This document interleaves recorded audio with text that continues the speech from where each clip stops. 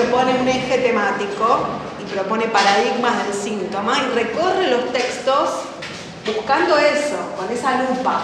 Si uno vuelve a recorrer exactamente los mismos textos, pero con otra pregunta de inicio, lee otra cosa. ¿Sí? ¿Se entiende la idea? No es que hay una lectura. La Biblia no es una mala comparación, lo que nosotros no tenemos que transformarnos es en religiosos. Pero no está mala la comparación. No digo porque hay muchas interpretaciones de algo que podamos hacer. Sí, creo que yo a veces le digo, bueno, esta es mi lectura, yo lo entiendo así. ¿Sí? La cátedra propone una lectura, no es ingenua. Creo que el primer texto que dio Silvia en el teórico planteaba algo de eso, ¿no? O sea, ninguna lectura es inocente. ¿Qué quiere decir que ninguna lectura es inocente? Que siempre vamos a buscar algo. Hasta el que dice que no, sin saberlo, quizás no vamos a sospechar malas intenciones, pero incluso sin saberlo está yendo a buscar algo. Va con una idea. ¿Sí? Bueno, yo les había dicho que la idea de ahora hoy era fundamentalmente trabajar las respuestas de ustedes a las preguntas de práctico. Recorridas esas podemos pasar a la de los otros espacios, primero a las de relación y después a las de los otros espacios y ver cómo nos va. Entonces, yo estoy igual que la semana pasada, ni las leí las preguntas. Así se los digo, se los confío. Tengo todos los textos y tengo un machete que me pasaron, que no podemos compartir por supuesto, con algunas ideas reales. Entonces, si quieren, el que tenga ganas, agarramos las preguntas de práctico y vamos. ¿Quién tiene ganas? Hoy les toca trabajar un poquito a ustedes. La primera se enfoca... Léela, porque de verdad que no las leí. No es chiste.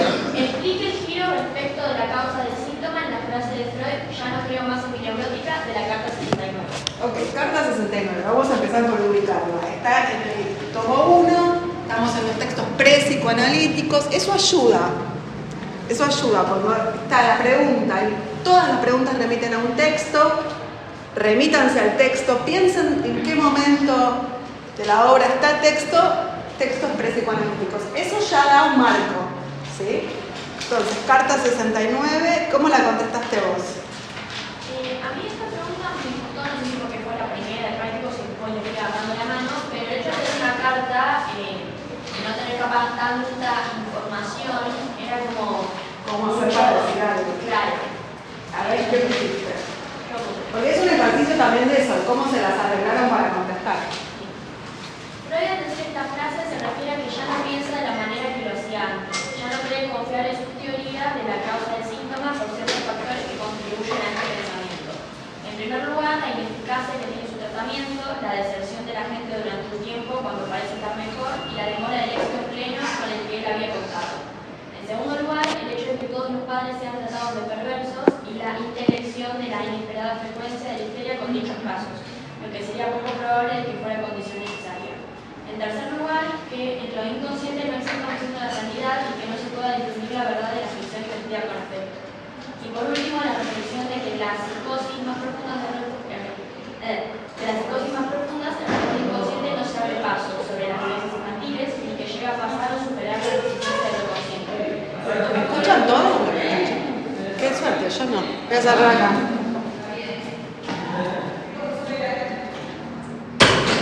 Por estos factores, Freud realiza una doble renuncia a la solución cabal de una neurosis y al conocimiento cierto de su teología en la infancia. A partir de este momento se comienza a plantear la idea del segundo paradigma del síntoma, fantasía inconsciente. Eso es como lo que pude rescatar de la carta. Bueno, está perfecto, rescataste todo en la carta. Está bien. Bueno, está bien. ¿A alguno se le ocurre que agregaría algo más o de todo? Yo no lo voy a leer todo porque lo primero es muy parecido a lo de ella. Dale, pero... Y así se da entonces el giro. La causa del síntoma dejaría de ser el trauma para pasar a ser una fantasía, es decir, el recuerdo de sus pacientes, el modo en el que fue plasmado en el inconsciente un suceso que no necesariamente debe ser fiel a la realidad para ser relevante a la terapia, ya que Freud tiene interés por el aparato psíquico y sus representaciones y toda escena con afecto se vive real en el inconsciente. Las fantasías entonces son el germen de emoción sexual, algo proyectado del presente hacia la infancia. Está perfecto. Es decir, vos le diste un pasito más a la pregunta, que no está mal, porque le da más fundamento a la respuesta, ¿sí? Vos le diste una vueltita más que está perfecta. ¿Todos siguieron? Entonces, básicamente la respuesta es ese pasaje que él hace del primer paradigma al segundo paradigma. Sí, ¿se acuerdan que son las dos cartas que trabajamos en el momento del pasaje, de un paradigma al otro? ¿Sí? ¿Se acuerdan que habíamos ubicado eso? La pregunta está solo basada en la carta 69. Ustedes pueden, si quieren, tomar algo de la otra también, ¿sí?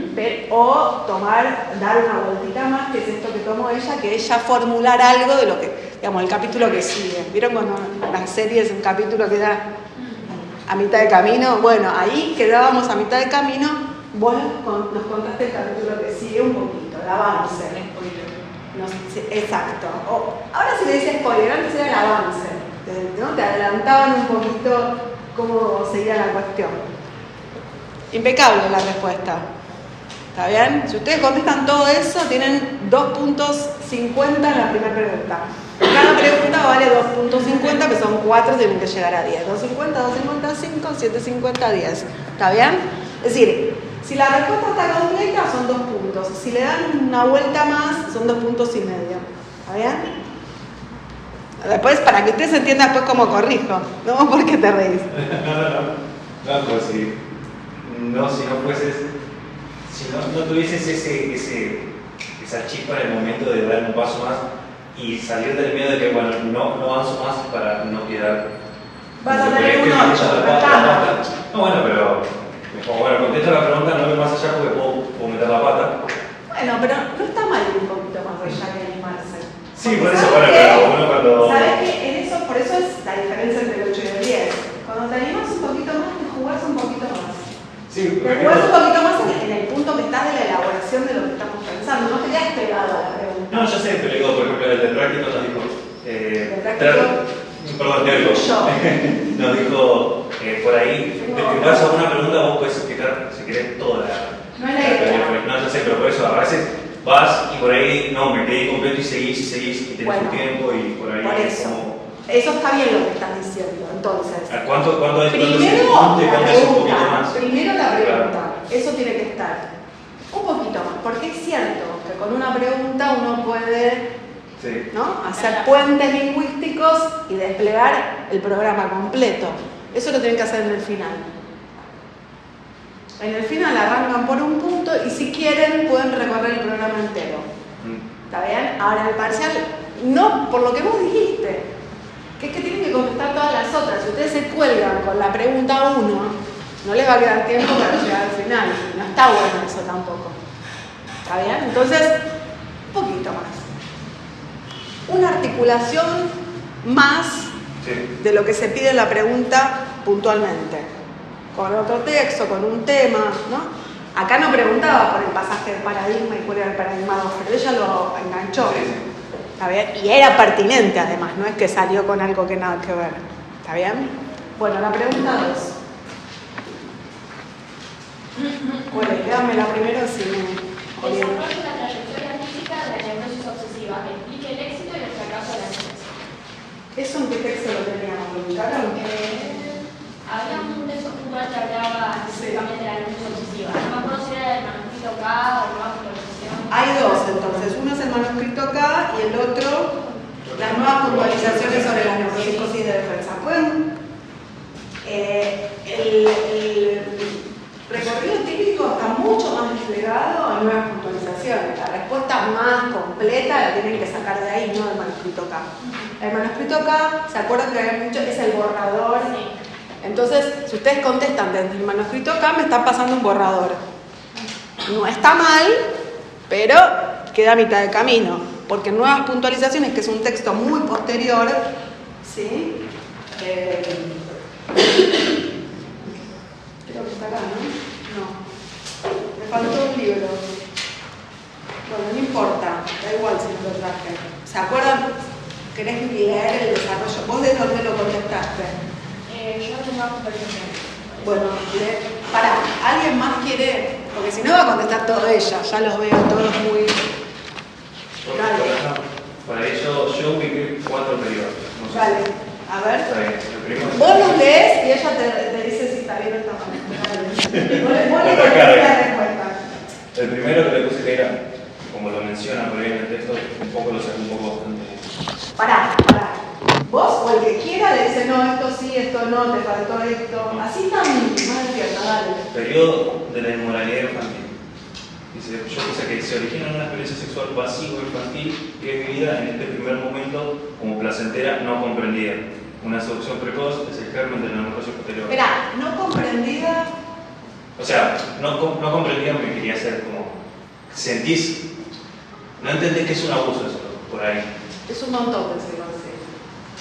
Y entonces, ¿cómo lo podría reformular? Por eso, Primero, yo no la leí. significación de que es un abuso es un montón también. Sí. Es una violencia pasiva, que se vive pasivamente. Sí. Decir que es un abuso ya da todo un sentido y Sí. una connotación enorme, muy pesada. Pasa que pasiva también sentía que no lo podía, si quedaba como ponía pasivo solamente, se sentía como, ¿y qué es pasivo? Bueno, pero Entonces, es ese y que hay que soportar también. Es decir, es una violencia pasiva, porque te acuerdas que habíamos dicho que podían ser pequeñas cuestiones, cosas vistas o oídas. Creo que vos habías dicho de un perro, la licitación que puede producir un perro tomando agua del tachito. Digo, pequeñas cosas que pueden dar. ¿No fuiste vos? Bueno, eso. Alguien lo dijo, ¿no? Me parece, ¿no? Que pequeños restos de lo visto o lo oído pueden ser situaciones mínimas, ¿no? Son vividas pasivamente porque lo que irrumpe en el cuerpo se vive pasivamente. ¿Está bien?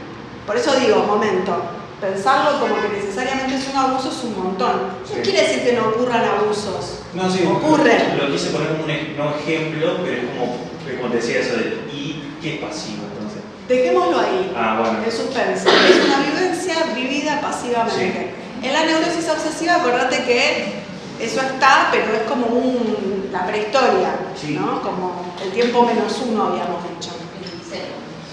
Cero, eso. No sé si te escuchas.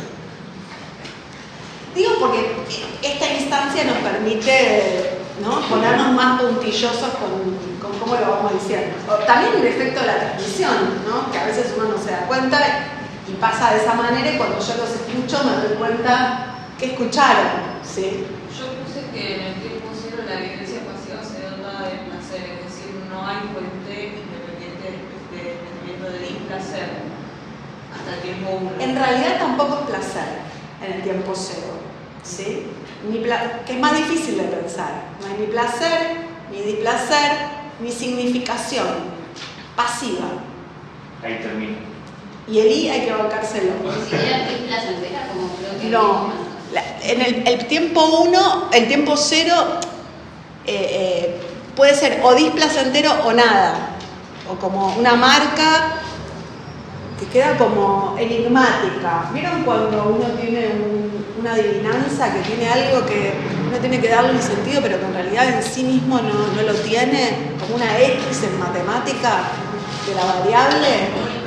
Es una incógnita. Es algo que dejó una marca como si fuera una X que todavía nada y uno no sabe qué. Ni linda, ni fea, ni buena, ni mala, ni nada. ¿Está bien? El tiempo cero es eso. Una marca. Y por ahora nada. Por eso es el tiempo 2 el que viene a dar un sentido. ¿Se entiende? Si uno ya la piensa como un abuso, ya tiene el tiempo 1, 2, 3, 4, 5, todo junto. Claro. ¿Está bien? Ok. Si quieren, ahí tenías en qué texto, ¿tienen en qué texto está lo de nuevas puntualizaciones? No me acuerdo, ¿verdad? Me parece que no es nada, me parece que no era. Tampoco está acá. ¿Cuál estaba? En el 13 estaba, porque está todo yo. Sí, está acá, 157. Miremos cómo lo dice Freud.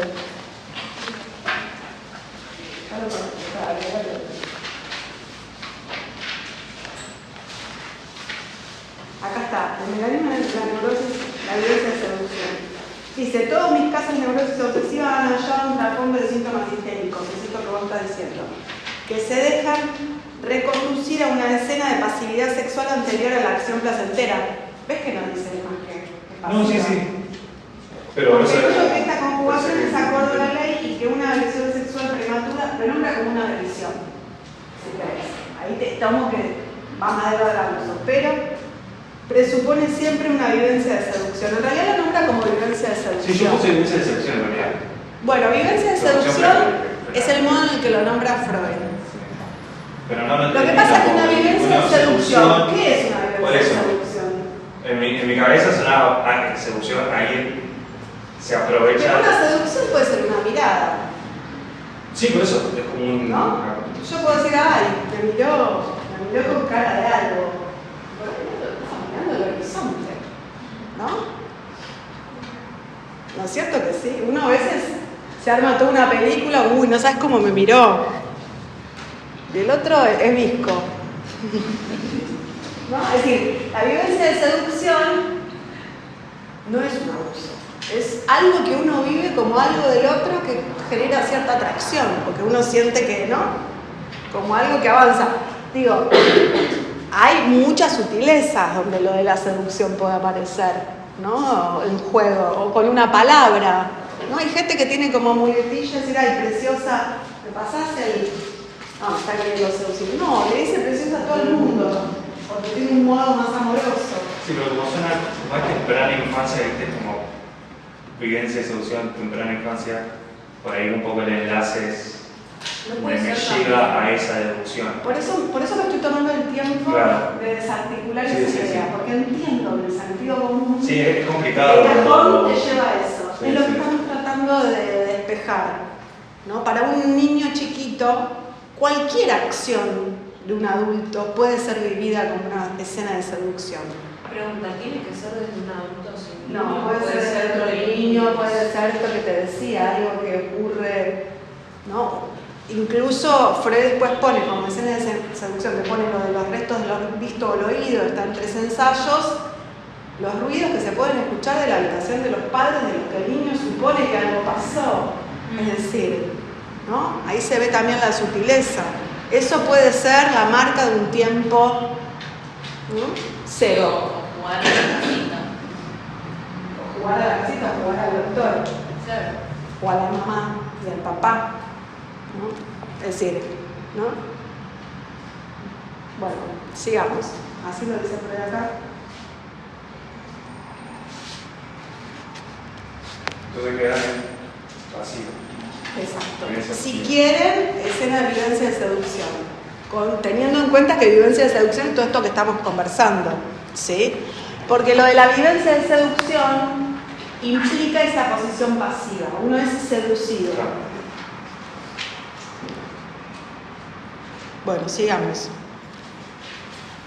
Acá en el pie de página, ahora si lo leen, ven que la aclara la diferencia entre las escenas y las fantasías. En el pie de página 13, nota agregada 1924, dice distinguir entre las fantasías de los analizados acerca de su infancia y unos recuerdos reales. A consecuencia de ello, atribuí al factor etiológico de la seducción una sustantividad y una validez universal que no posee. Acá va también, si querés, un link con la pregunta anterior. Sustrato de ese error es abrir el panorama de la seducción conserva cierta significatividad para la etiología. ¿No? ¿Está bien? Ese es el tiempo cero, digamos, ¿no? Ese trasfondo de síntomas histéricos, lo nombra Freud. En la, como dice, la evolución típica, el desarrollo típico de la neurosis obsesiva. ¿Está bien? Dice que en el tiempo cierta vivencia es la que facilita la reflexión. Sí, está bien, lo dice más adelante, es así. Sigamos, dale. Después puse el segundo periodo, que es el periodo del reproche. Puse que ya en la madurez, ahora el recuerdo de aquellas acciones placenteras. Perdón. Porque acá estoy leyendo lo del tiempo, del primer periodo. Cuando la página 170 habla del primer periodo, dice, contiene el germen de la neurosis posterior. Sí. Lo nombra como vivencia de seducción, que dice que luego posibilita la represión. Ese germen es lo que nombra de una manera más neutra posible la escena, un germen. Sí, ni lindo, ni feo, ni bueno, ni malo, ni abuso, ni no abuso, un germen. Sí. Entonces me quedó, se origina en una experiencia sexual pasivo-infantil, que es el germen de la neurosis. Exacto, ahí va. ¿Y qué me quedó? No, dale, ahí, eso. Después, el segundo. Yo lo puse como puntos, no como un texto, sino como puntos. pasados. Dale. Entonces, bueno, el segundo periodo, el periodo del reproche, dice, ya en la madurez, ahora el recuerdo de aquellas acciones placenteras se anuda un reproche.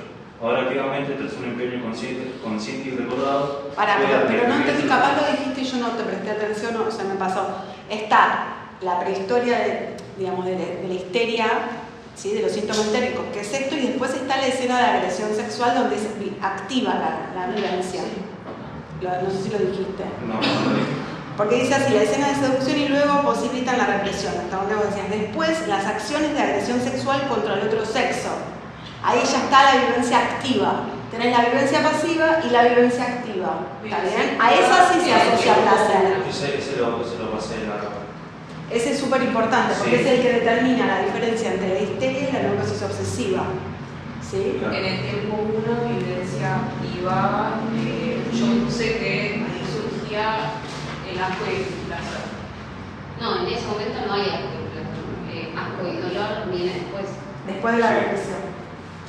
Exacto. Está bien lo que vos decís. ¿No? Aparece la agresión sexual y después, porque lo dice así, después la acción de agresión sexual contra otro sexo. Punto. Ese sería el tiempo 1. Claro. Claro. Lo que pasa es que no lo transmite como... No hace la diferencia. Manual. Sí. Él va hablando, va desarrollando, entonces va bien, no es que está... Nosotros estamos tratando de hacer de su desarrollo un manual para no olvidarnos de nada. Y está bien, tenemos que hacerlo porque el examen tiene que poner todo, pero también es para que lo entiendan.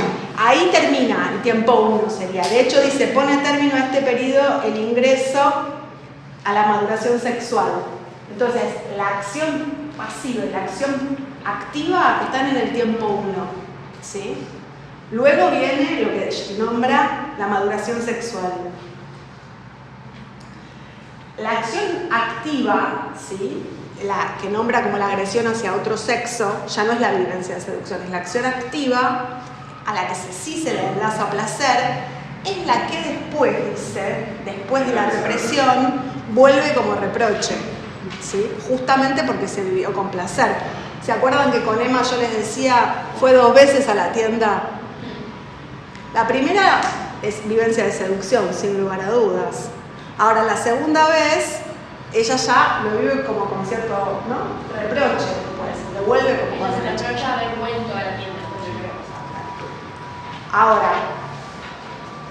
después entonces viene la maduración sexual, dice, al recuerdo de aquellas acciones placenteras se anuda un reproche. Y el nexo con la vivencia inicial de pasividad posibilita reprimir ese reproche, que es lo que vos decías. ¿Sí? Vamos de vuelta con la secuencia más ordenada. Vivencia pasiva, vivencia de seducción.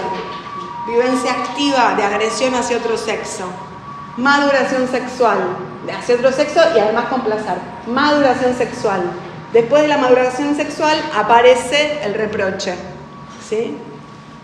Profe, eso de que estamos Y la represión. entre la vivencia pasiva y la activa está la pubertad. No, la pubertad está después de la activa. Después de la activa. Sí, está la pasiva. Neutra, pongámosle. La pasiva, la activa, con placer, ¿sí? La maduración sexual, ¿sí? En realidad, lo que vamos a ir ubicando después, ¿qué? Está la pasiva, la activa, la represión, la maduración sexual y la resignificación de todo lo anterior. Okay. Claro, porque me acuerdo que en el otro caso, el de Emma, no me acuerdo, que siempre marcamos que estaba con la pasiva, la pubertad y después la activa. Esto no es así acá. No es así ninguna. ¿No? No. Esta vivencia activa no es después de la pubertad, necesariamente. No. Por ahí lo que habla es del caso de Emma, 2 tiempos. Claro, es verdad. Sí, pero la maduración sexual, vos pensás que una escena es a los 8, la otra es a los 12. Es en el momento de la maduración Claro, sexual. eso en este caso puntual. Es No el- es algo general. Bueno, lo que pasa es que cuando es la maduración sexual, quizás es en ese momento, digamos. Pues depende, digamos. Pero de la no edad. hace falta aclararlo. Lo que sí hace falta aclarar es que la maduración sexual es lo que le da de vuelta un empuje Ok. a esos recuerdos Claro, que los claro. carga de esa intensidad, ¿sí? Está bien. ¿Está bien? Sí. Entonces, después de qué La defensa primaria es lo que viene después de este momento. Ahora lo seguimos leyendo. ¿Querés seguir vos con lo que fuiste armando? No, ahora tengo muchas dudas, que siga otro. No, dale. No, aquí estamos tardando mucho y por ahí No, con la pero respuesta de otro mejor. todo esto que estamos tardando viene bien para precisar alguna cuestión, me parece a mí. Sí. Seguí. No sé qué tiene. Profe, ¿esta es la teoría de la seducción que se descarta en la carta 69? Esta es la teoría de la seducción que de alguna manera se descarta en la 69, sí. Sí, se descarta como hecho vivido. Claro, y pasa a ser una pero fantasía, ¿sí? Ahí el deslizamiento es ese. No es que la vivencia de seducción no existió como un hecho acontecido, existió como una fantasía. ¿Sí? Ahí estabas, cuando empezabas a hablar del segundo periodo. Que ya la madurización. Ahora, el recuerdo de aquellas acciones placenteras de la vivencia activa, ahora puedo anudar. Sí. Se anudan un reproche. Eso. Ahora, activamente, tras un empeño consciente y recordado, puede reprimir ese reproche y sustituirlo por un síntoma defensivo primario. Ahí va, que es lo que vos estabas preguntando. ¿Cuál es el síntoma defensivo primario? Eso. Eso no lo entendí porque dice periodo de saludo aparente. Cuando reprime el reproche, aparece la vergüenza, la escrupulosidad, esos síntomas da a entender una salud aparente. Claro. Lo que parece salud, claro, en realidad es síntoma. ¿Entendés? ¿Entendés? Es lo que Freud, claro. Sí. Exacto. Porque en realidad no es un síntoma propio de la neurosis obsesiva, ¿no? Es el síntoma primario propio de la neurosis obsesiva. Lo que pasa es que fíjense el modo freudiano. Leen un síntoma donde uno vería la normalidad. Claro. Eso es lo difícil de seguir el hilo. Él va a decir, ese periodo donde los niños son súper escrupulosos, ordenados, las cosas le dan asco, y es un lord inglés o una dama, mirá que bien la nena, que está toda pulcra, ordenada y prolija. Ahí donde los padres están maravillados con lo bien que hicieron su trabajo, pero va a decir, eso es un síntoma. ¿Por qué va a decir eso es un síntoma? Porque genera después la compulsión. No solo, sino porque es efecto de la represión. Es decir, tanta escrupulosidad, tanta limpieza, tanto orden, ¿no? Ese plus de intensidad, podemos decir, en el modo, no es bueno, me manché un poquito, no importa. No es bueno, te quedan los papeles desordenados, no pasa nada. Esa cosa, ¿no? Como compulsiva, el detalle compulsivo en el orden, en la limpieza, en lo escrupuloso, es lo que le da a Freud el tono para decir eso es un síntoma. ¿Sí? Bueno, eso lo marqué como tercer periodo. Bueno, es como un tercer periodo. ahí empieza el tercer periodo, dice, Claro, el periodo de salud aparente. cuando la Exacto. defensa es bien lograda. Exacto. Y después, perdón, sí. Yo tengo una duda después del despertar sexual, cuando se recuerda esa vivencia activa, ahí es donde se genera la fuente de placer, ¿puede ser? O no es cualquier cosa. No, está bien. Ese recuerdo trae ese placer. Exacto, puede ser. exacto. Y ahí se reprime. Ah, ok. ¿Sí? Ahí se reprime. Ahí se reprime y aparece ese olvido también, vamos a agregar, después de la sexualidad infantil. Un desconocer por completo que alguna vez, ¿no? Ocurrió algo de un orden, ocurrió algo que despertó placer. Y después marqué como cuarto y último periodo, el periodo de la enfermedad. En este periodo se destaca por el retorno de los recuerdos reprimidos, vale decir, por el fracaso de la defensa. Ahora bien, estos recuerdos florecen dispersados en la conciencia, es lo que deviene consciente como represión y efectos sucesivos. Perfecto. Como unas formaciones de compromiso entre las representaciones reprimidas y las represoras. Perfecto.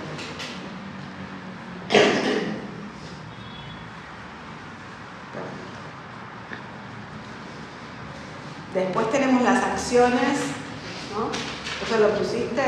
¿Cómo? La defensa secundaria y las acciones obsesivas. No. Bueno, ahí no termina el recorrido, sigue todavía un poco más, como si esto fuera poco. Sí, ahí te falta todavía una parte. Pasando del periodo de la enfermedad de velocidad del retorno de lo reprimido por el fracaso de la defensa y suceden las formaciones de compromiso entre las represiones reprimidas y no se da así la defensa secundaria, que se tornará compulsiva, generando medidas protectoras, acciones sucesivas y ceremoniales. Eso, ahí va. Ese era el pedacito que faltaba, ¿no? Que es cuando el yo, defendiéndose Claro. de Genera las representaciones sucesivas. genera la lucha defensiva secundaria y estas medidas protectoras. ¿Dónde está eso? Está en la página 172. Una segunda afirmación del... Porque ahora se defiende del tratamiento psicoanalítico para recuperar. No del tratamiento psicoanalítico, se defiende del retorno de los síntomas, ¿sí? Pero lo que explica Freud es como si quieren, es como si fuera una segunda vuelta de ese periodo de escrupulosidad. Él no lo dice así, pero es la misma lógica. Es en el esfuerzo de defenderse, la defensa misma se torna compulsiva. Entonces yo para tener las manos bien limpias me voy a lavar las manos 200 veces por minuto. Está bien tener las manos limpias, pero hay algo rarito. Si yo cada 15 minutos fueron a mirar un Mejor Imposible, finalmente el personaje de Mejor Imposible, que Jack Nicholson se va a lavar las manos, tiene todos los síntomas del ejercicio, todo desplegado de una manera muy graciosa. Se va a lavar las manos, se lava las manos, tira el jabón, agarra un jabón nuevo. Se lava las manos, tira el jabón y usa 6 jabones cada vez que se lava la mano. Para no tocar el jabón que ya usó, ¿no? La cuestión del contacto, ¿sí? En tu respuesta de los síntomas defensivos le hiciste bien escueta. Está bien, pero si leen el texto, hay para desplegar un poquito más. ¿Está bien? Yo estaba pensando esto de si es esta cosa de que con la misma fuerza con la que repele esta idea, esta represión, esta cosa reprimida, es la misma fuerza con la que retorna. Es esto del síntoma. Hay algo así. Cuanto más, ¿no?, fuerte es lo que aparece, ¿no?, más se defiende, ¿no?, es directamente proporcional. La intensidad de lo que retorna con la intensidad con la que se defiende. ¿Está bien? ¿Vos habías puesto algo más? No, ahí quedaba. Pero está para agregar lo de la defensa secundaria. Claro, te falta ese, Sí. ¿no? Sí, acá está. Tenés que dar vuelta a la página y te falta una parte. La 3.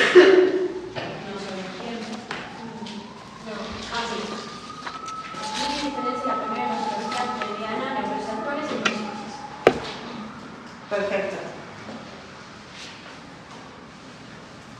¿Alguno quiere? Esa no tiene puesta en texto, ¿no? Y esa la habíamos visto donde.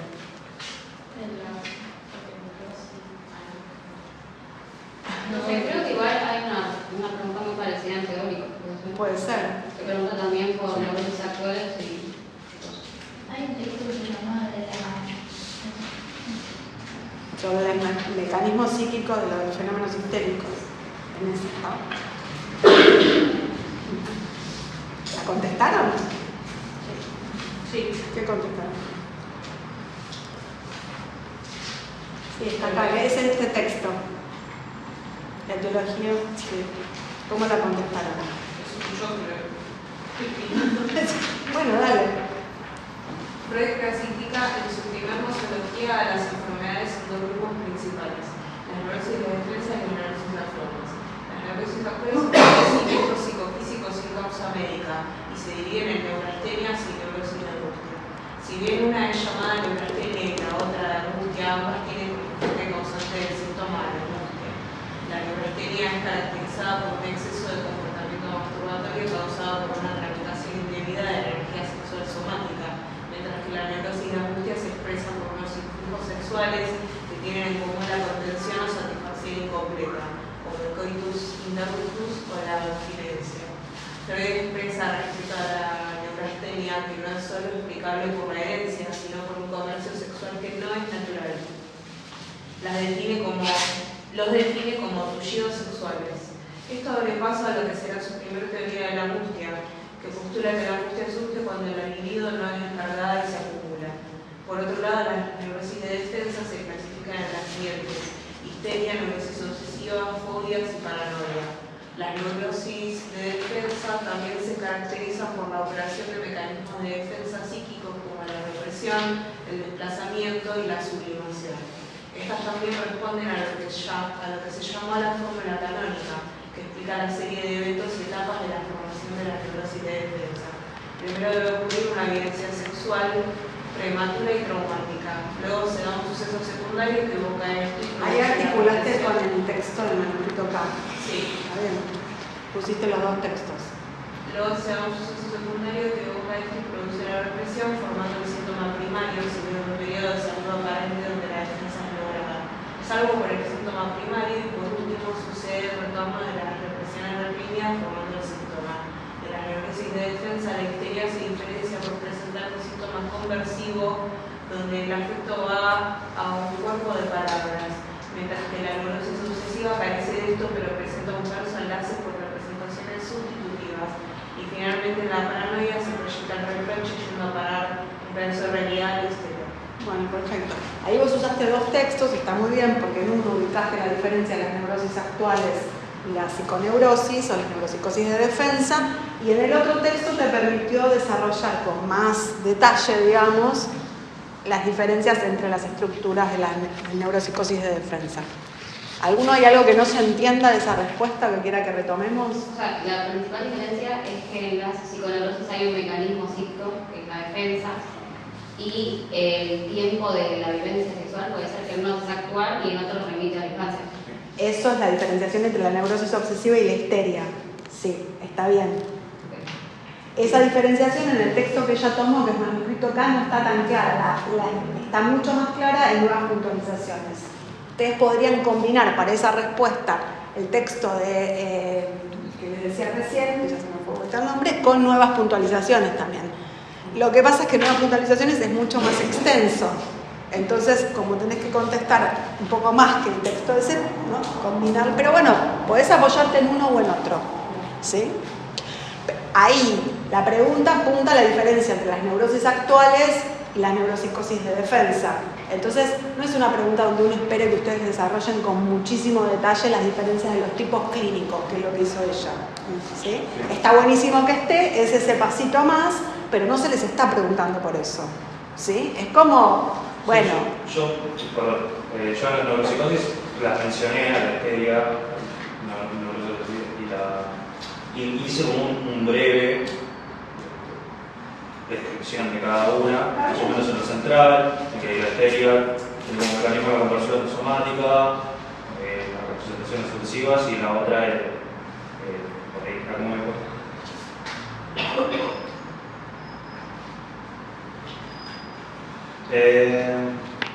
En lugar de ser reprimido, el conflicto se expulsa del yo, lo que lleva a una alteración profunda de la percepción de la realidad. Está perfecto. Fue como una pequeña sinopsis de cada uno. Claro, está bien. Ahí con cuánto detalle, pero pueden explayarse un poco más o no, y la respuesta está bien. Pero la diferencia fundamental está ubicada, que es neurosis actuales es sin mecanismo psíquico y las neuropsicosis de defensa con, ¿está? Igual, perdón, profe, sí. Yo creo que lo que ella le preguntó, o lo que yo entendí es que en las actuales se refiere que el conflicto es actual, sí. Y es de la sexualidad actual, y en las neuropsicosis de defensa son en la infancia. Está bien entonces, si eso es lo que quisiste decir, no te entendí y está bien lo que te está diciendo. Me mató cuando le contestaste porque dije, entonces ¿qué? No, pero entonces te entendí mal yo, cosa que puede pasar todo el tiempo. Así que si ustedes ven que yo contesto cualquier cosa, me corrigen, por favor. Pues puedo entender mal también, ¿no? No, pero está bien, yo puse el acento en lo otro que dijiste, la vivencia pasiva y activa, y no en esa diferenciación, que es re importante y está bien situada. Una es en lo actual y la otra es la sexualidad infantil. Es así. Las diferencias mayores son el mecanismo que se desarrolla cada una de las dos y el origen del conflicto. Claro, pero está bien lo que vos pusiste, es el mecanismo psíquico o no, y que el conflicto es actual o en la infancia. Es el otro punto fuerte de la pregunta. Yo lo estaba pasando un poco como sabido, y está bien decirlo, está bien pensarlo. Son los dos puntos más importantes. Por eso de ahí el nombre, de actual, ¿no? La otra no. La pregunta, hay como que... Sí.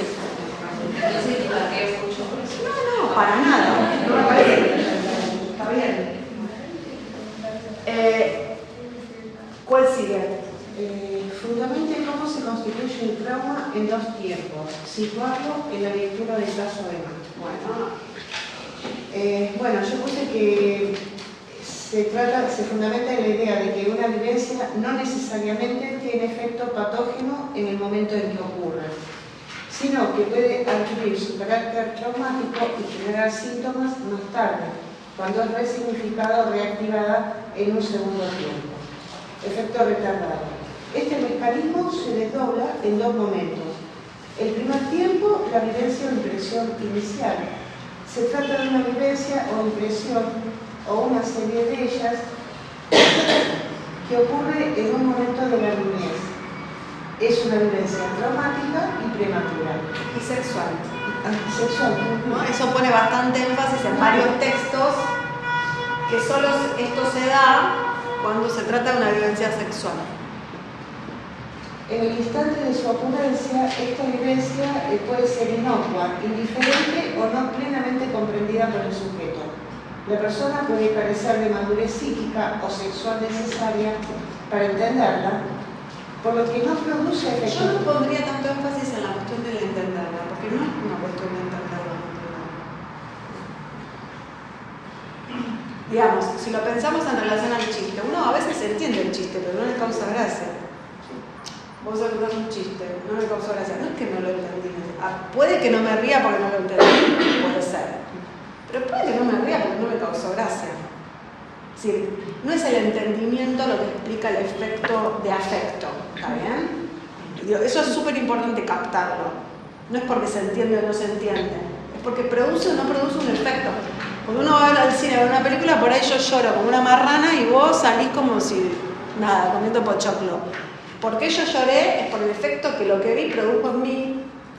No es porque comprendí o no comprendí, es por otra cosa, ¿sí? Es por el efecto de afecto que una escena produce. ¿Está? A pesar de no generar síntomas, la huella anémica de esta vivencia se conserva, aunque puede permanecer excluida de la conciencia. En el caso de Emma, este primer tiempo tuvo lugar cuando ella, a sus 8 años, fue a la pastelería y el panadero pellizcó sus genitales a través de su vestido, mientras se reía. Emma no recordó esta vivencia inicialmente y se sorprendió al recordar que había concurrido a la pastelería una segunda vez. Esto implica que a sus 8 años ese pellizcamiento carecía de sentido. Segundo tiempo.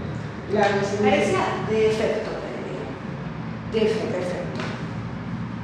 Porque tampoco es por el sentido, es por el efecto de afecto en el cuerpo, que no es lo mismo, ¿no? Es como lo del chiste, ¿no? Me pueden contar un chiste, yo entender perfectamente el sentido y que no me causa ninguna gracia. Segundo tiempo, la resignificación. El carácter traumático de la vivencia inicial. Es decir, su capacidad para generar afecto patógeno y síntomas se establece o manifiesta en un momento posterior. Esto sucede cuando la vivencia inicial es resignificada por experiencias posteriores, frecuentemente al alcanzar la pubertad, al encontrarse con una nueva ocasión o impresión que reactiva la huella anémica de la vivencia inicial. La excitación o afecto que no pudo ser descargado o tramitado adecuadamente en el primer momento debido a la imposibilidad de reacción, no sé qué puse. Bueno, sí, no importa. Como las vías normales de descarga, abreacción, trabajo del pensar asociativo pueden seguir bloqueadas o ser insuficientes, la excitación psíquica es convertida en un síntoma corporal o psíquico.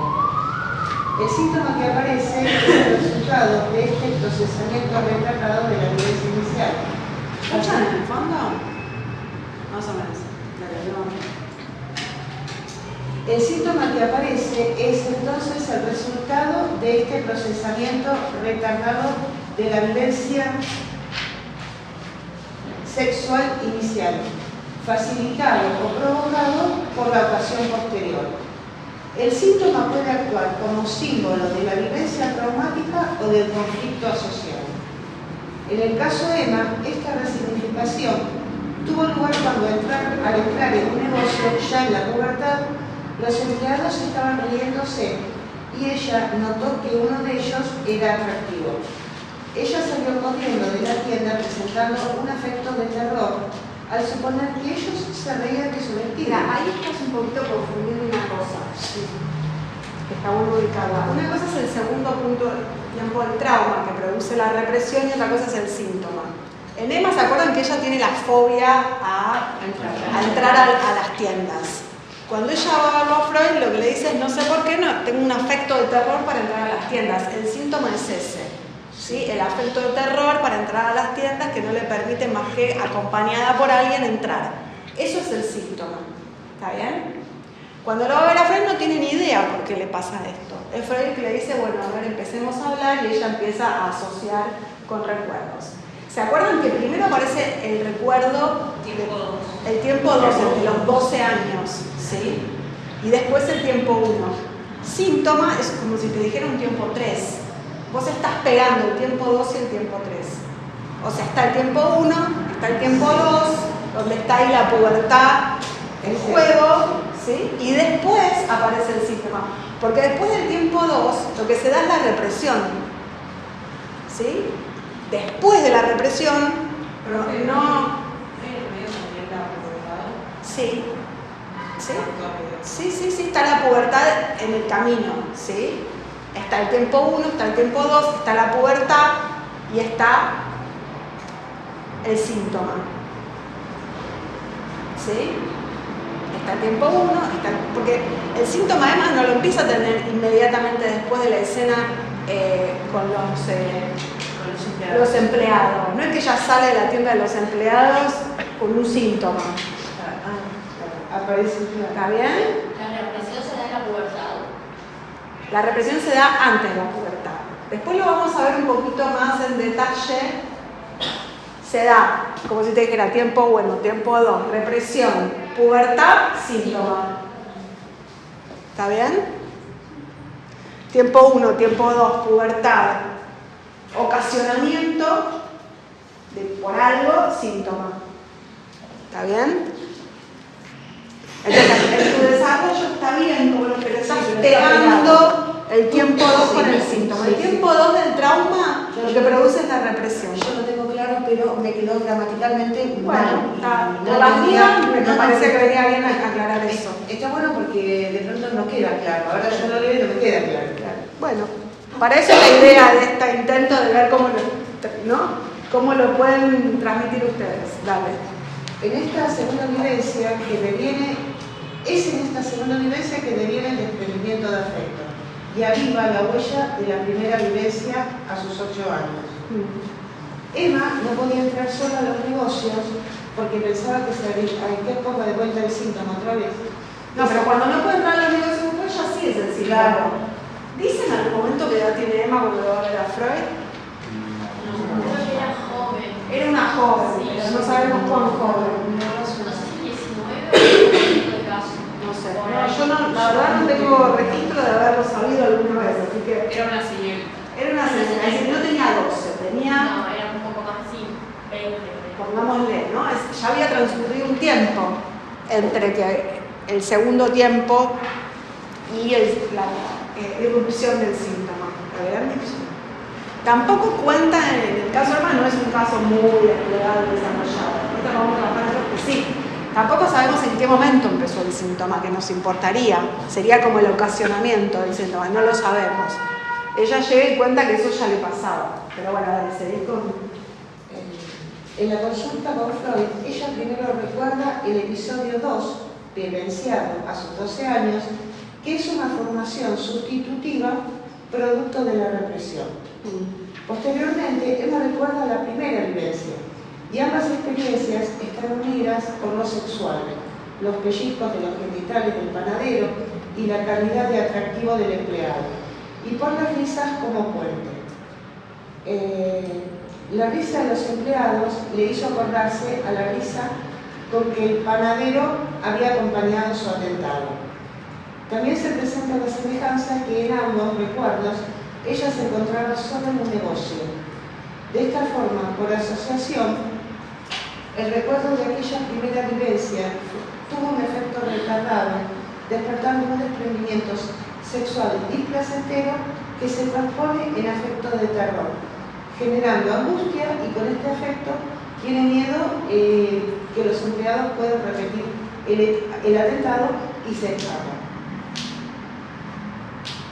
En esencia, la constitución del trauma en dos tiempos explica que una vivencia pasada aparentemente inofensiva o indiferente.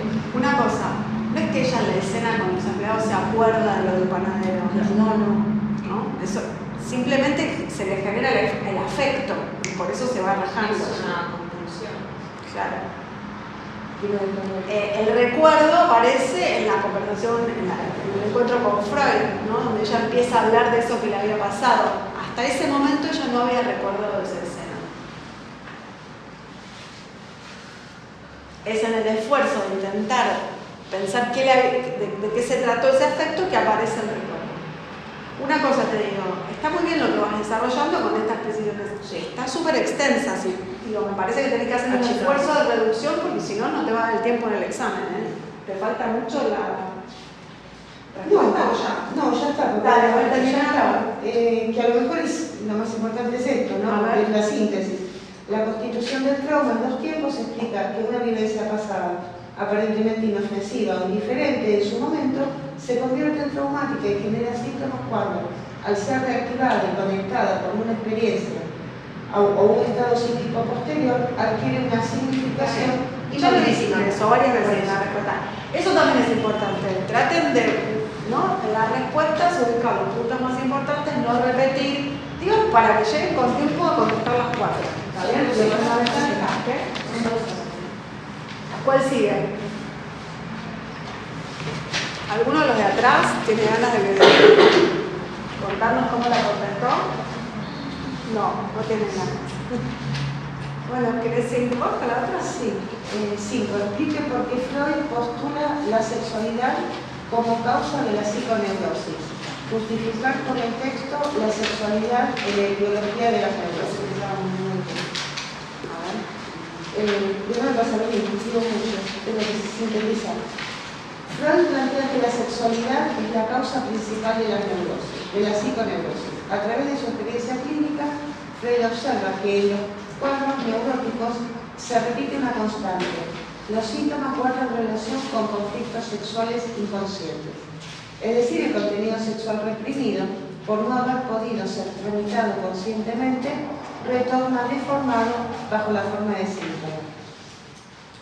Freud comienza el texto diferenciándose del paradigma médico de su tiempo, que solía atribuir las neurosis a causas hereditarias o físicas. Frente a estas explicaciones, él sostiene que sus investigaciones le permiten afirmar que, detrás de los síntomas neuróticos, hay una perturbación de la vida sexual. Esta tesis es respaldada por sus observaciones clínicas en los relatos de los pacientes bajo el método de asociación libre y análisis del inconsciente, en donde emergen fantasías, recuerdos, deseos y conflictos ligados a experiencias sexuales reprimidas. Freud señala que la sexualidad, cuando no encuentra una vía de expresión aceptable, retorna de modo indirecto y patológico del síntoma.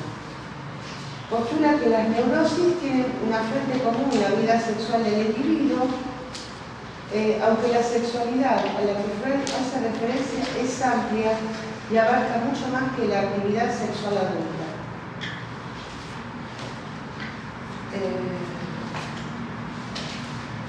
El aparato, pero esto no sé si tiene que ver con la... No, a ver, ¿algún otro quiere dar un cargo más importante del texto para responder? ¿No se podría abordar sobre la sexualidad infantil? Sí, ¿cómo lo hablaría? Sí, porque me parece que vos te desplegaste demasiado. No va al punto. Repitamos la pregunta, ya me olvidé cómo era la pregunta. Explique por qué Freud postula la sexualidad como causa de la psiconeurosis. Justificar con el texto la sexualidad en la teología de la neurosis. Bueno, ¿cómo lo plantea Freud en este texto? Yo lo abordé por la sexualidad infantil. Sí. Basándolo por los deseos reprimidos que se generan al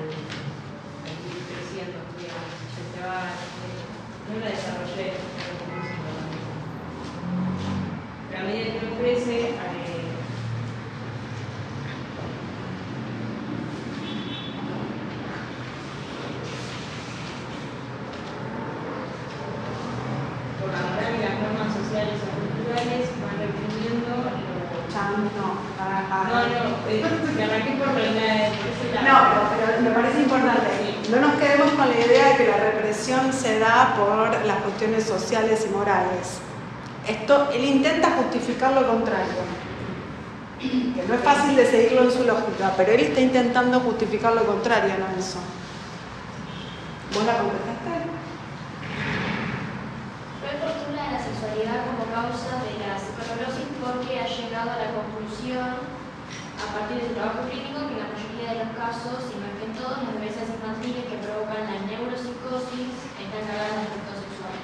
De ahí la explicación de por qué estos recuerdos son reprimidos y apartados del yo y retornan a causa de una neurosis actual, que generalmente también es por causa sexual.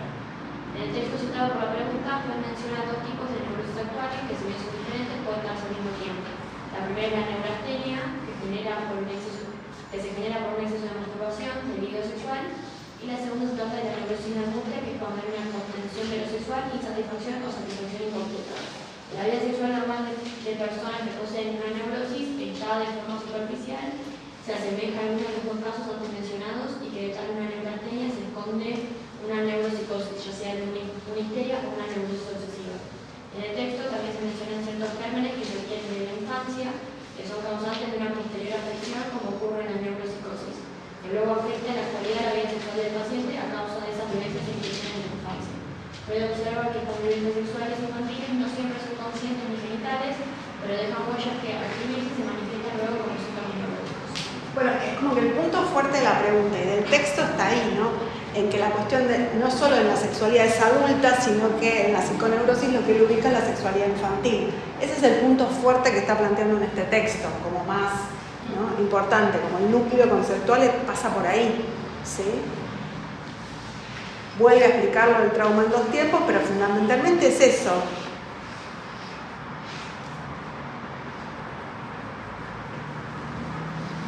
¿No? Ubicar que la sexualidad, ¿sí?, está en la causalidad tanto de las neurosis actuales como de la psiconeurosis.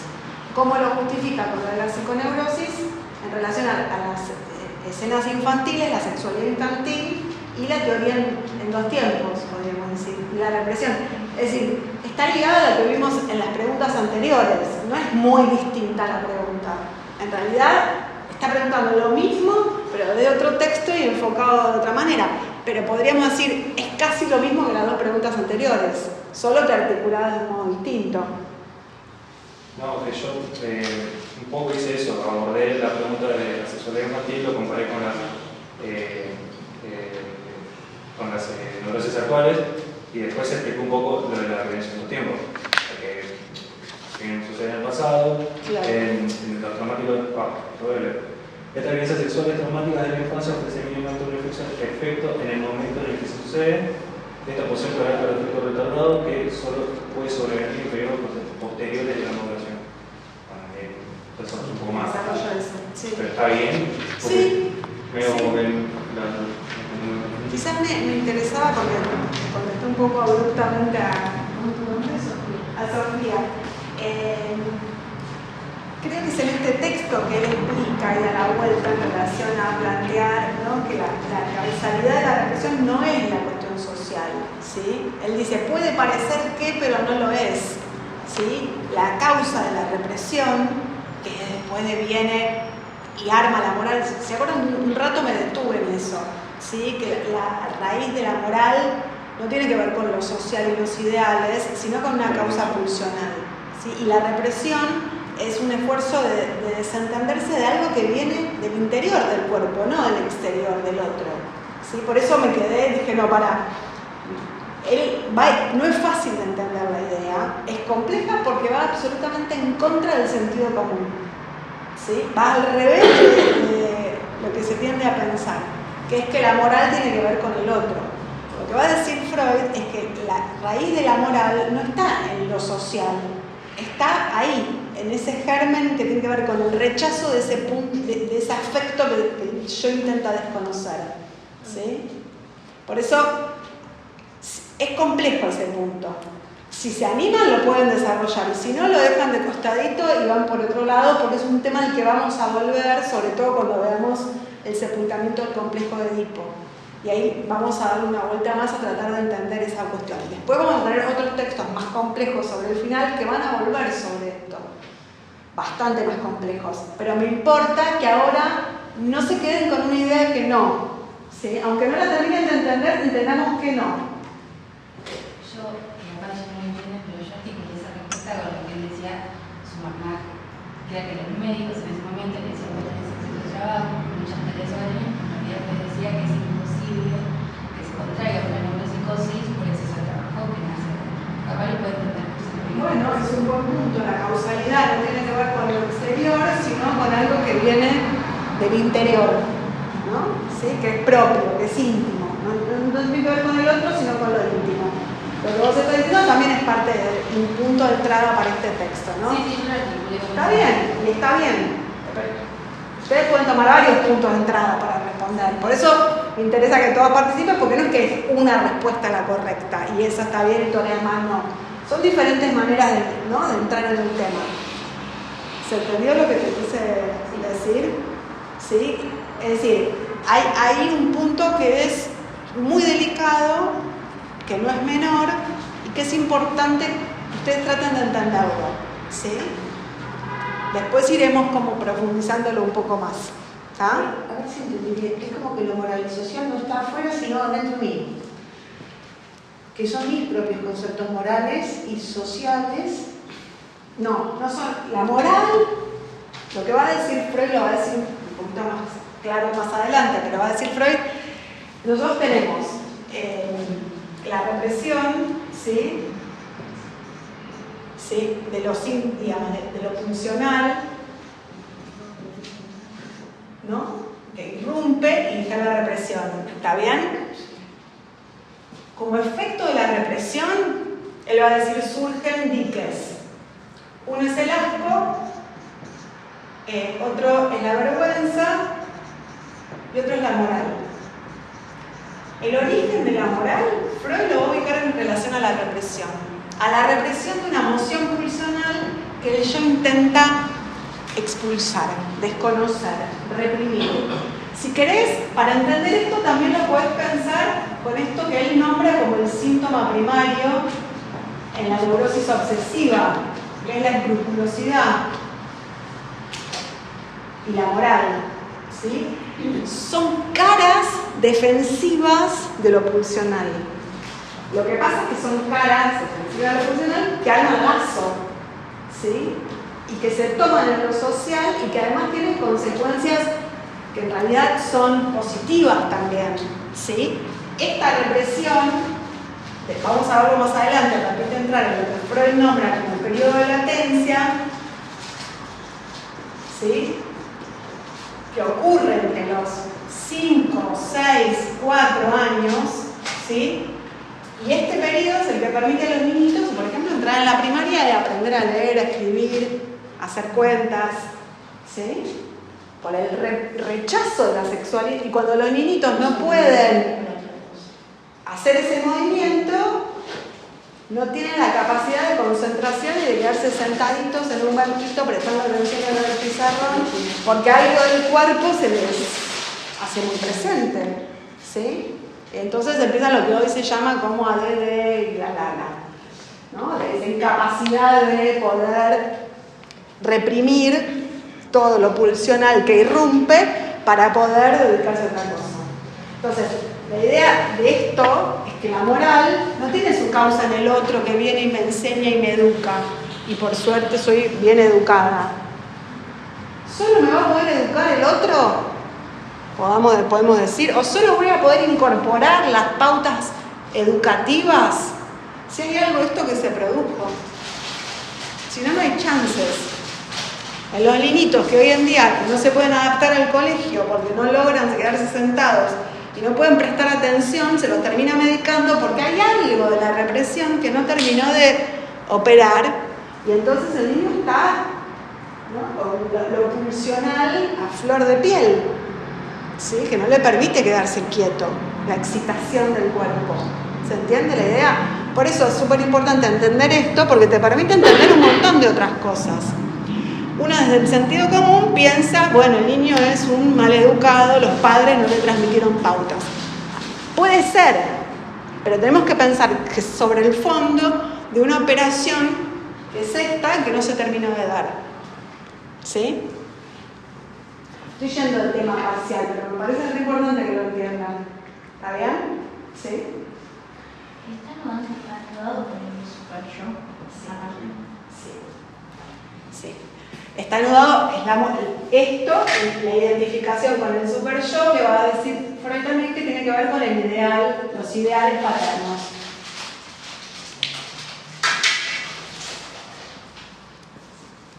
La incorporación de... Pero bueno, ahí nos estamos recontra. Yo el tema ya vamos a llegar, es apasionante, da ganas de seguir dándole una vuelta, ya vamos a llegar. ¿Sí? Pero está bien, para ahí va. Es un modo, una de las consecuencias de la salida del complejo de efectos de la relación. Así lo pensamos. Sí, o sea que el psiquismo en algún momento está, en algún momento se estructura. Exacto, no está, pero uno no nace con el psiquismo puesto. No es genético, no es hereditario. Se va constituyendo, se va armando, se va...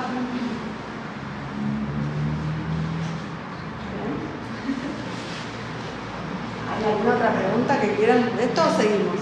¿Con qué pregunta vamos? 6. A ver, el que quiera.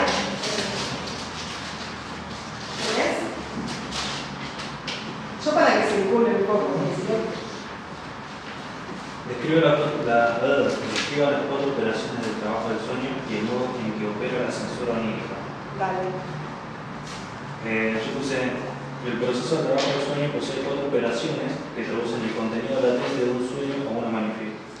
El trabajo, bueno, ahí, hablando un poco, el trabajo analítico es el camino contrario, esas son las operaciones del contenido, eso. Y ahí tiene las 4 operaciones. ¿Qué son? La condensación. Se entiende que el sueño manifiesto posee menos contenido que el latente, por lo que es una breve traducción de, por regla general, está presente aunque puede faltar alguna vez. Jamás sucede que el sueño manifiesto sea más rico que el latente. La condensación se produce porque ciertos elementos latentes se omiten por completo.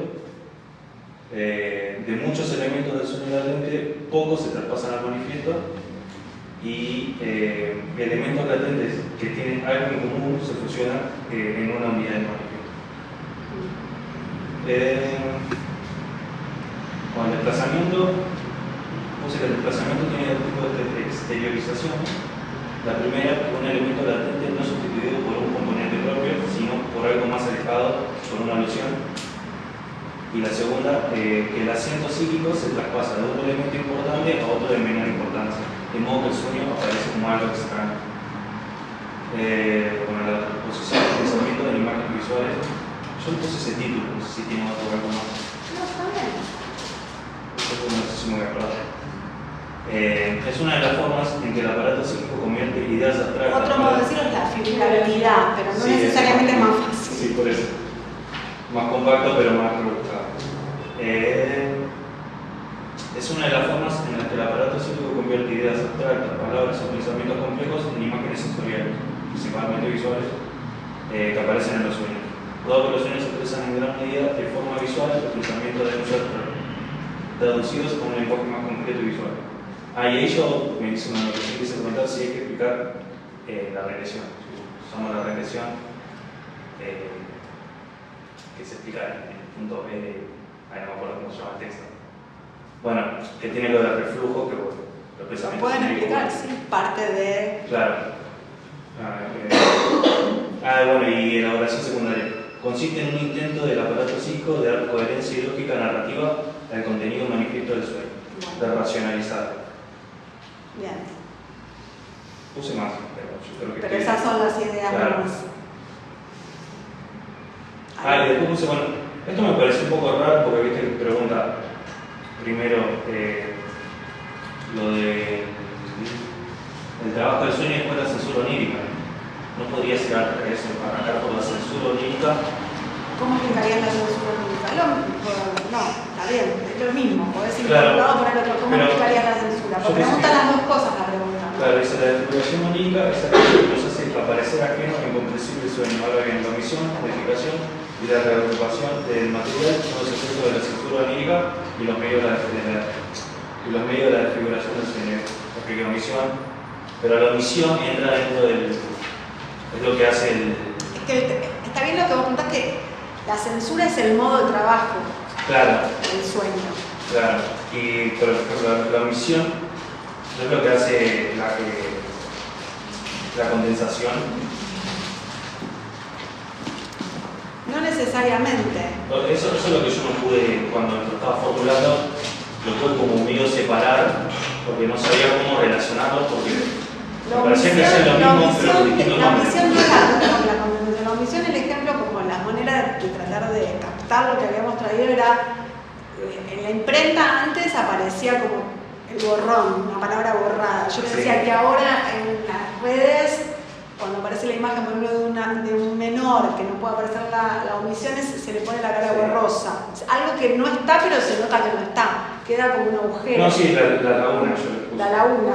En cambio, la condensación es un 2 por 1, es, ¿no? Cuando aparece figurado en un solo elemento más de uno. No, pero viste que también dice ciertos elementos latentes se omiten por completo. También. La condensación. Y representa, pero hay un elemento que lo representa. Claro. Entonces, no sería como un poco conveniente arrancar por la censura anímica y después. Bueno, si te resulta mejor arrancar por la censura anímica, no es que hay una manera. Claro. Vos podés arrancar. Si a vos te resulta más fácil explicarlo arrancando por ahí, sí. No, la verdad que no me resulta más fácil nada, ¿no? Bueno. Pero no, era como mi duda, pero como no lo podía. No lo podías articular. Ya, no lo podía articular. ¿Alguno quiere decir cómo encontró la vuelta para articular la censura? Lo puse como si fuesen dos cosas separadas. ¿Vos cómo? A ver.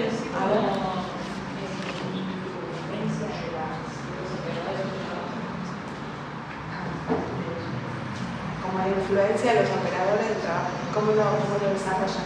O sea, está bien, pero... ok. ¿Vos cómo planteaste lo de la censura? Yo puse, primero expliqué los 4 operadores y después, para dar pie a la censura, puse que todas estas están a disposición de la censura anímica. Como que la censura anímica como que los dirige y ellos trabajan. Claro. Ok. ¿Vos cómo lo Sí, bueno, la censura es un proceso que intenta disfrazar los deseos y pensamientos reprimidos antes de que llegue a transformarse en sueños manifiestos a través de los operadores del sueño. Ahí va. Por eso vos podés, ¿no? ¿La censura qué es? Es esos modos de figurar, condensar, transformar, anular. Son, digamos, estoy tratando de buscar una metáfora, pero no se me ocurre. ¿Podríamos poner algún ejemplo de sueño? Sí, por supuesto. Por ejemplo, sí, por supuesto. Porque el vino está en otra medida de ¿Cómo lo pondrías? ¿Qué dirías de él? Pero sí, si ustedes se apoyan a explicar en un ejemplo, está muy bien. Si hablamos, por ejemplo, de la relación de las sales y la sala de hija, ¿sería la salud o sería la condensación? Bueno, ¿qué te parece? Ah, Y esto de explicar los tres tipos de la omisión, la modificación y la reagrupación de material entra como parte de el trabajo del sueño, parte de la censura. Sí. Sí. ¿Se acuerdan que la elaboración secundaria era el último recurso, ¿no?, de reordenar para desfigurar finalmente? Un último disfraz que usa la censura para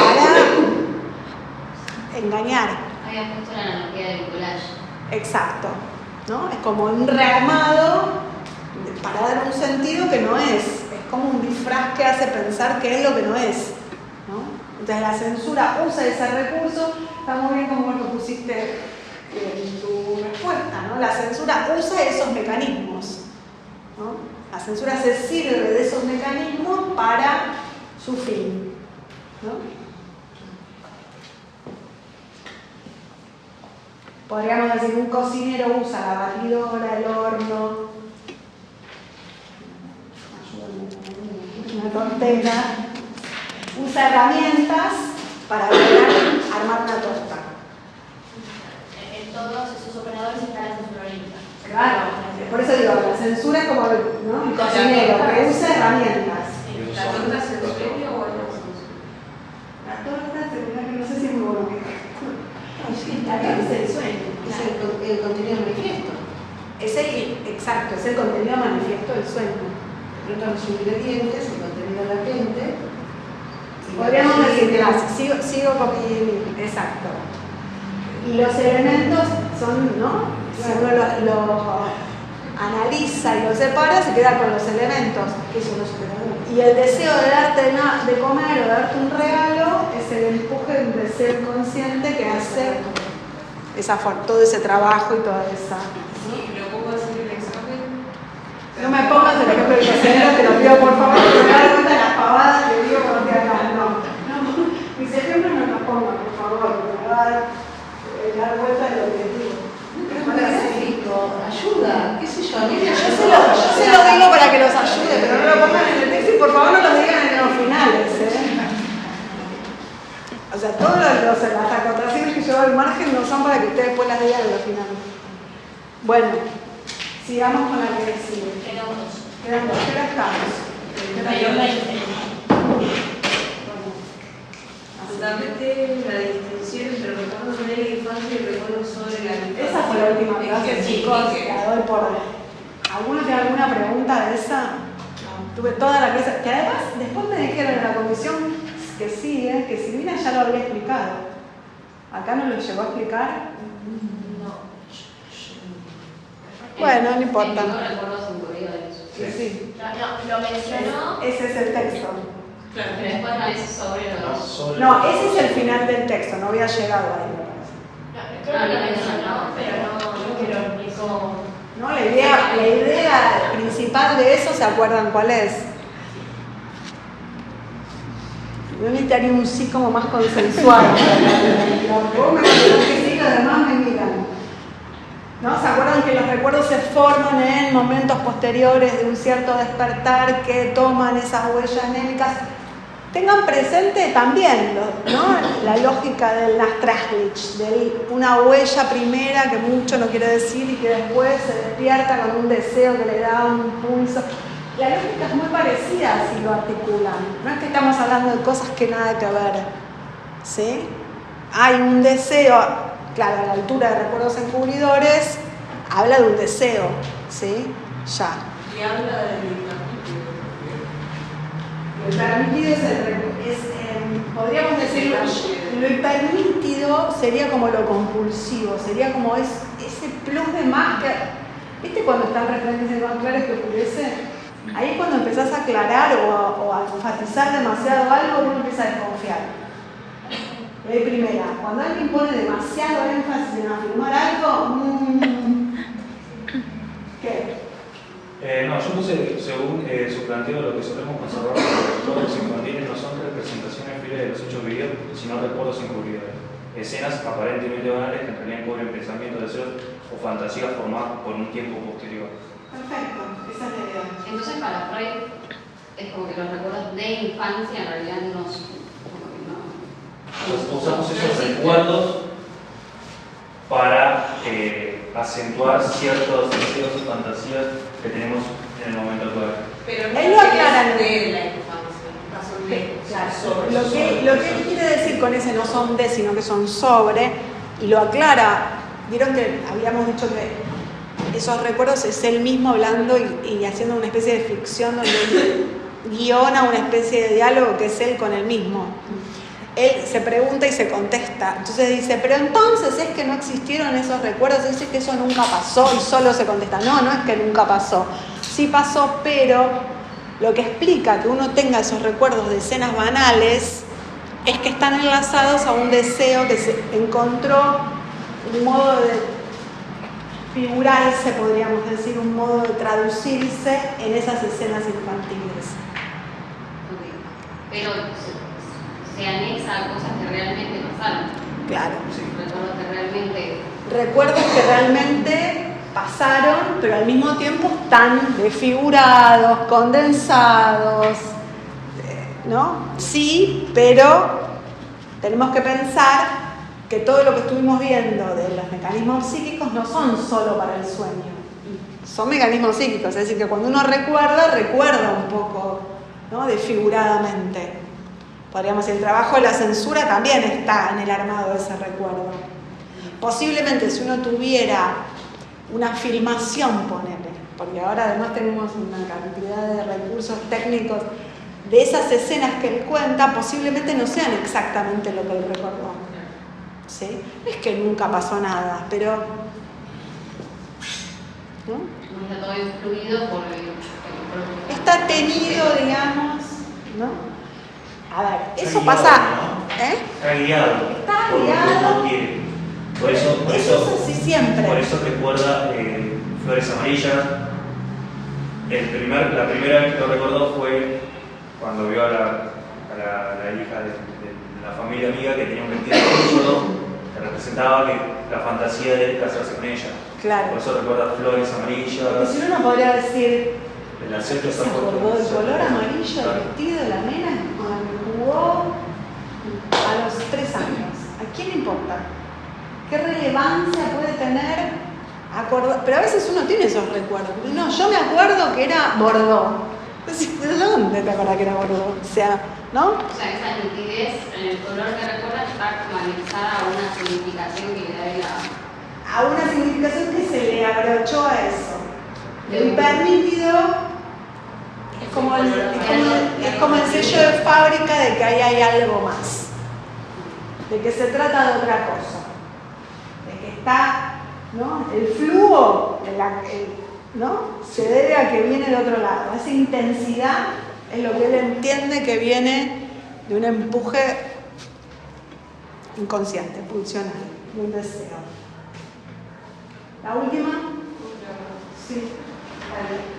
Justifique el estatuto de soldadura y el nexo entre síntoma y fantasía en fantasías histéricas. Bueno, esto es la última clase. Cuando Freud habla de soldadura se refiere a la unión funcional entre una necesidad y los actos repetidos para satisfacerlo.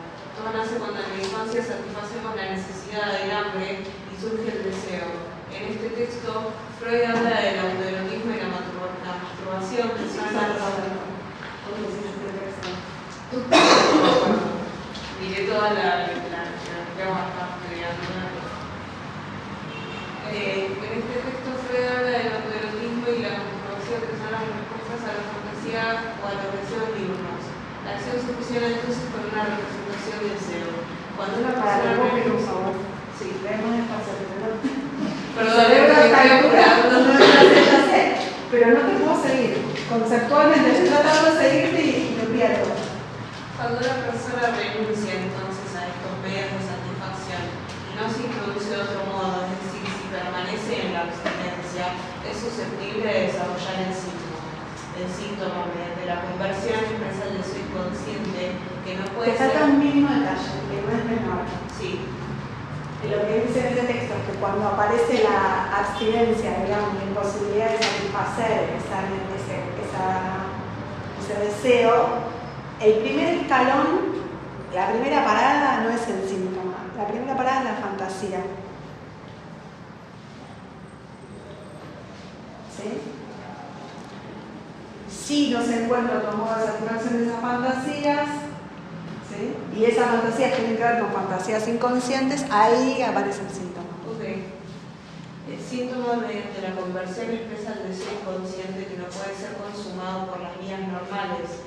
Según Freud, el histérico consuma parcialmente mediante el síntoma inconsciente lo que el perverso lleva a cabo con conciencia. El síntoma será entonces un símbolo anémico y la expresión del cumplimiento del deseo. Espera, el síntoma no es inconsciente. El síntoma no es inconsciente. Tiene una causalidad inconsciente. Pero Emma sabía que no podía entrar a la tienda.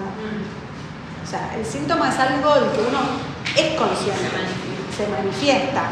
¿Sí? Pero su causa es la que no quitó. Claro, es el retorno de lo reprimido del síntoma. El síntoma es consciente, lo que es inconsciente es la causalidad. El síntoma será entonces un símbolo anémico y la expresión del cumplimiento del deseo. Una formación de compromiso entre la pulsión y la fuerza que se empeña en sofocarlo.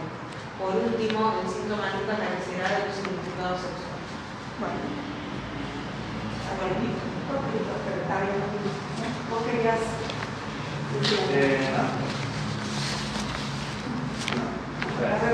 Sí, me recontra. ¿Alguno quiere agregar algo más? Digamos, esa respuesta está bien. No podría darle alguna pequeña vuelta, pero está bien. ¿Está bien? Estamos en hora, ¿no? Sí. Bueno, no tuvimos tiempo de ver las de relación, pero imagino que pudieron más o menos contestarlas, ¿sí? Nos vemos mañana.